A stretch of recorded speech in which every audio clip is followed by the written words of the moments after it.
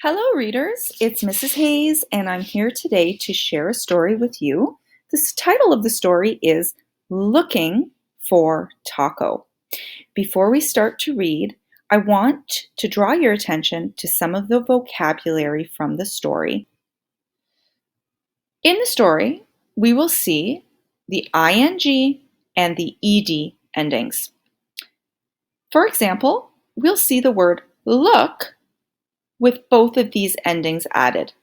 If we add the ing ending to the word look, we get the word looking. If we add the ed ending to the end of the word look, we get looked.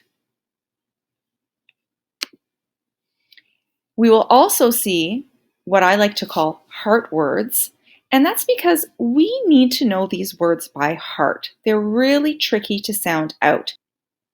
Because they're irregular, meaning they don't follow the rules when it comes to sounding out. So the first word is said. The A and the I in this word make the short E sound. S-E-D, said. The other heart word is really tricky because two of its letters don't make their proper sounds. This word is was. So we hear the A saying the sound, the short U, and the S saying the Z sound. Was.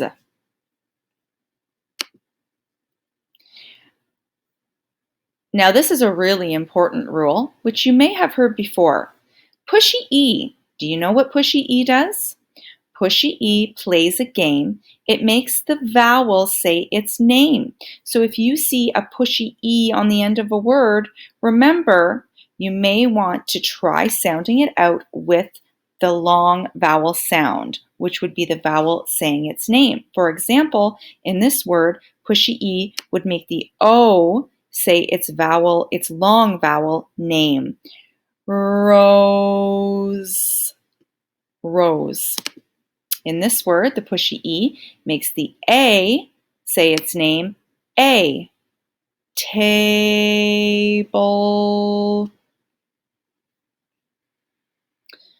Let's look at the blend as you read strategy. So this is a strategy that you can use on your own when you're reading, and it's really helpful because it helps us to blend the sounds together so that we don't forget all of the sounds in a word as we're blending those sounds. So we would start with the first two sounds. So you can use your finger or your thumb or even a piece of paper folded up, or you could cut out a rectangle. I've got my rectangle here on my PowerPoint that I'm going to move as I blend the sounds. So you're going to start with the two first sounds of the word, and then you're going to add in each sound that comes after as you hold the sounds. So for example, with this word, we would start with the sound D and then the sound Eh. So let's blend those sounds together. Desk. Desk. Do you hear it when you're blending it? Let's try that one again. Desk. So only reveal one letter at a time as you go. Let's try that one more time. Desk. Desk. So keep that strategy in mind because you could use that strategy for many of the words in our story. The next thing I want you to pay attention to are a few examples of what we call compound words. Compound words are two smaller words that get smushed together to make one bigger word. We're going to use the blend as you read strategy to read these compound words, but first I want to draw your attention to the TH digraph. A digraph is a group of letters that go together to make one sound. So the TH digraph, you might already know this one, TH can actually make two sounds. It can say like in the word bath, or it can say th, like in the word the. So in this word, I'll give you a hint. The TH digraph that we're going to see says Let's try using the blend as you read strategy to blend the sounds in this word. So we're going to blend the first two sounds together, and then we're going to reveal each sound that comes after and blend all of those sounds together while holding these sounds. We're going to get into the word. Ready? Ba, bath. So we've got the word bath. There's more letters. Let's blend them in. Bathroom. Bathroom. This is tricky because the double O makes one sound. Ooh in this word. So this word is a compound word. It has two parts. It has the word bath and the word room. If we bring these words together, we create the word bathroom. Let's look at another example. I'm going to cover up everything but the first two letters so that we can use the blend as you read strategy.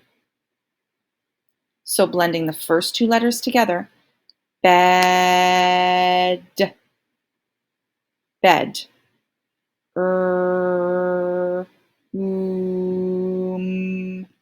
bedroom. So again, we have a compound word. We have the word bed and the word room. If we stick them together, they become bedroom. The last example, let's use blend as you read. Ba, t, a, b. Did you hear it? Let's try it one more time. Bath, t, a, b. Bathtub. Can you guess what two words are smushed together to make the word bathtub? That's right, the word bath and the word tub. If we smush them together, we get bathtub. So we're going to go back to our story, and I want you to pay really close attention while I'm reading to see if you can spot all of the words that we just talked about. So the title of our story is Looking for Taco. Notice the ing ending. Jack looked and looked for Taco. Notice the ed ending. Taco, come here, Jack said. There's our heart word. Jack looked in the yard. No, Taco was not under the rose bush. Jack looked in the garage. No, Taco was not under the car. Did you notice our heart word was? He looked in the bathroom. No, Taco was not in the bathtub. Jack looked in his bedroom. No, Taco was not under the bed. He looked in his mom's room. No, Taco was not under the desk. Jack looked in the kitchen. He looked under the table. I see you, Taco, Jack said. And I see you too, Orson. Silly dogs, Taco and Orson. I love these two together. I think they're very cute, even though they get into a lot of trouble. Try reading the book on your own by muting the volume so that you don't hear me reading. Of course, it may take you a little bit longer to read each page, but that's okay. You can always pause the video if you're stuck. And remember our special words that we talked about while you're reading. As a next step, you could write about your favorite part of the story. I'd have to say my favorite part is when Jack finds Orson and Taco underneath the table getting into the doggy treats. It looks like they ate a lot. I think they might have tummy aches. I really hope you enjoyed our story today. Please join me again when it's time for another story. Thank you, friends, and happy reading. I'll see you soon. Bye-bye for now.